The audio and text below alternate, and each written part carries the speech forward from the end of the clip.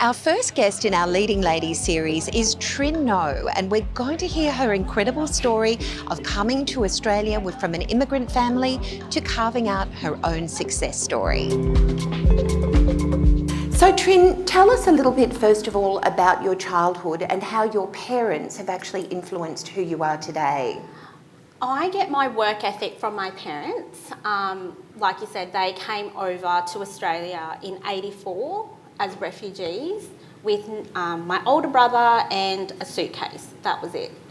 So I get my work ethic from my dad, who had to go out, had to work to provide for us.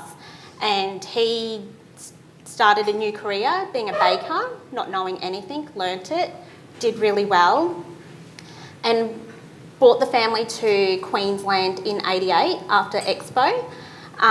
So I get my work ethic from my parents. I remember my childhood, kids at school will be talking about where they're going for their school holidays and what they were up to.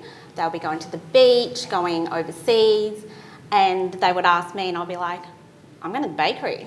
I'm going to be working at my parents' bakery. And it was the best thing ever. I wasn't much taller than what I am now, but I would stand on a milk crate to then reach the till to get everyone's money. And I loved it. And then from there, my parents put me through a great private school, got into law, absolutely hated it. I was probably there more for the socialing than the studying side of things. So then I worked in a medical centre. So I just want to sort of stop there. You know, it takes a huge amount of courage to actually listen to your calling. So I'm sure that there would have been a lot of pressure on you and a lot of people saying, Trinh, do not give up a law degree. This is your ticket to the future. And, you know, here you are, potentially, you know, being smart at school, your parents working so hard to go put you through private school, but doing law was not your dream. No. How did you have the courage to actually say, I've got to be true to myself, and then go from being a law student to a medical receptionist? So I got my parents on a technicality. During high school, they said, you have to go to uni. I was like, great, I'll get into uni, that's fine. So the technicality was, they never said I had to finish it. So that was my out. And then Dad said, well, if you're not going to do uni, you have to work. And then that's how I got into being a medical receptionist. That's wonderful, because I think, you know, one common thread that I hear from a lot of the ladies who we will be speaking with today is that, you know, they've actually made really courageous decisions based on following their heart and following their passion.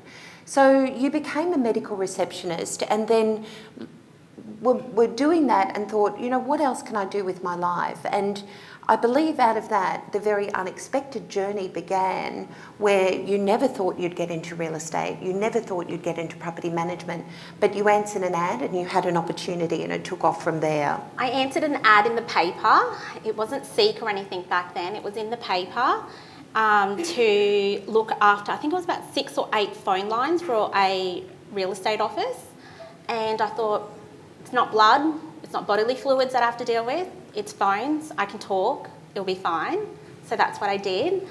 Within the first week, my manager said, Trinh, you're too good just to be answering phones. So I'll just add here, what amazes me about your story is that when Trinh got into that agency, she was answering every call on the switchboard, and she wasn't meant to be answering every call on the switchboard. And they came to her the next week and they said, Trinh, this is amazing. How do you do it? So, you know, organisational skills are something that are your forte. Yeah. So within a week you were promoted. And I think this is another interesting story about success in life. So, you know, as women, we tend to be incredibly organised because we are wearing more than one hat. We're wearing multiple hats. And you'll hear more about this in a moment, because Trinh is a wife, a mother, and a businesswoman, and manages to juggle all of those responsibilities and excel in each area of her life. So from here, you go into property management, and you were telling me the other day that your first job you went to, you said, oh, there's actually a problem with one of the cornices around the bottom of the floor. Can you go and fix the cornice? And this wonderful tradesman said, Trin, I think you actually mean the cornices are the things that are actually around the top of the roof. Yeah. So from there, you actually, rather than sit back and be reactive, I think your story is incredible because you decided to be extremely proactive and embrace your responsibility. So tell us a little bit about what you did, because this is a great story regardless of what whether or not you're in sales, property management, being an EA, being in the value team. This is an amazing story about getting to know your contractors and getting to have product knowledge. So tell us what you did. So I went to a vacant property and I got the handyman there, I got the plumber there, and I got the electrician there. I said, I'm responsible for 1,000 properties. I'm spending someone's money and I don't even know what a cornice and an architrave is. So I said to them, speak your language to me. So when I send a work order to you, I'm actually sending you out for the cornice and not the architrave, because I'm spending someone's money and it's not mine. So I had to get it right. This is another thing I love about your story, because, you know, you are I believe one of the reasons for your success and why you have such an incredible loyalty, client loyalty, is that you actually do treat your clients' properties and your clients' money just like it's your own. Do you think that comes from not only your awareness of every dollar counts from your beginnings, but also, providing a good service? Tell us how you actually managed to get the tradespeople on side and what you said to them so that they weren't going to be charging $150 when the bill was $50. Yep, so I said to them, I've got to keep you honest and I've got to keep paying the bills and whatnot. So if I send you a work order for $200, don't bill me for $198 because I'm not going to pay it. And then the more you do your work and you realise, okay, this is how much it's going to cost, and explaining that to an owner, then they're okay pre-approving me to do things. I don't have to go back to them for permission for everything. So you're moving along, succeeding, and you have a wonderful man in your life who is now your husband, who you actually credit as the secret to your success. So it's the great man behind the great woman, which I think is absolutely wonderful. So your husband was fully supportive of you, and he was the one who pushed you to take an opportunity, and you both ended up in Melbourne. Tell us a little bit about that. We had a wonderful opportunity to move to Melbourne to set up an office down there, which we took. We were down there for just shy of 18 months. We were engaged at the time to be married in Brisbane. I said, I'm no way flying 300 guests down, so let's move back, it's cheaper. So that's what we did.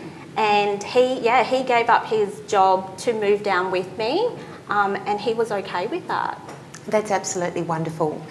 So you came back and you've been on the other side of actually being autonomous, being able to run your own show and build up that business, which was wonderful. You came back to Brisbane, and tell us what happened then.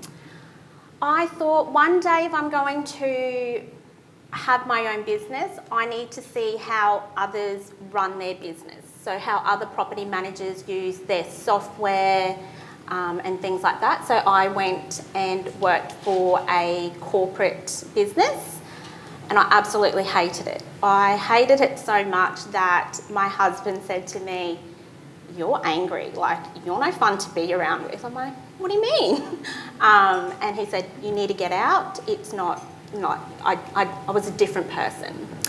So once again, we have a similar pattern here with Trin, where some people will sit down, whinge, say they're not happy, but do nothing about it. It takes a lot of courage to actually make change and move out of your comfort zone. So you had another opportunity come to you in a very, very unusual form.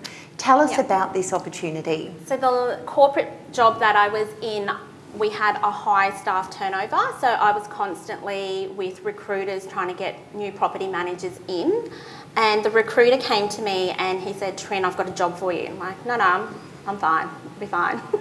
And so I went for an interview, had a chat with him, and I ended up going to something smaller, a smaller business, 150 properties, end-to-end property management, and I felt like I could do what I'm good at and manage those properties. And from there, you actually then became a businesswoman because an opportunity happened where the owner of that company fell ill, and here you were finding yourself finally from running everyone else's business to running your own. Was that daunting? I was shitting my pants, yes.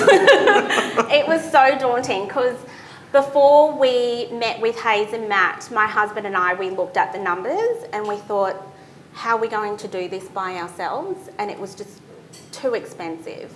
So we met with Matt and Hayes and did the numbers, cut the deal, and it was like everything just fell into place. That's incredible, yeah. So the power of having an alliance and coming to a trusted brand and being able to bring your business in partnership with Living Here, which is incredible. Yeah.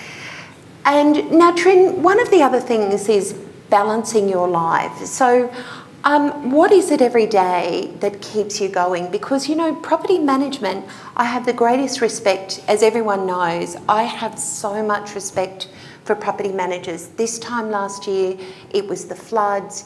You were actually out there yourself helping your tenants and your owners, scrubbing flooded properties, getting in and doing everything. People do Carla not... did a lot of it. And Carla as well, which is too. the unsung, you know, heroes and the quiet achievers. Property management is an incredibly challenging business because you're always having to keep people happy. You're always having to be the mediator between protecting the best interests of your landlord. As you've said, it's their money, so you're mindful of their money. But you're also mindful that it's a tenant's home as well. So how do you deal with, you know, keeping life together, keeping calm at work, managing your beautiful children, and also, you know, looking after your husband? Do you compartmentalise your life? I do. I have a lovely whiteboard at home. The kids know what day they have certain things on. They pack their own bags. They're only 10 and 8, but Cooper's prep teacher said to me, once you start packing their bags, you're going to always be packing their bags. I'm like, I'm not doing that. Do you know, I love this as parenting advice. It's really interesting. I think for anyone who is a parent, this is incredible parenting advice because, you know, I was told early on that if you do everything for your kids, you're not actually teaching them to be independent. And it sounds like you've carried on what your parents did for you. They taught you, for want of a better word, how to get out there and fish at an early age. So you're carrying that on to your children. Yeah, we have our moments. Like some days, a couple of weeks ago, Sky was in the back seat of the car. It was a formal school day. She wore sports uniform, get to the back gate. How's that look? Open the door, get out. You'll be fine. And she made it to the end of the day and she goes, it wasn't that bad. I'm like, of course it's not. It's just a different sports uniform. It'll be fine. And how about your husband? You know, I love that you acknowledge he has been so supportive of you.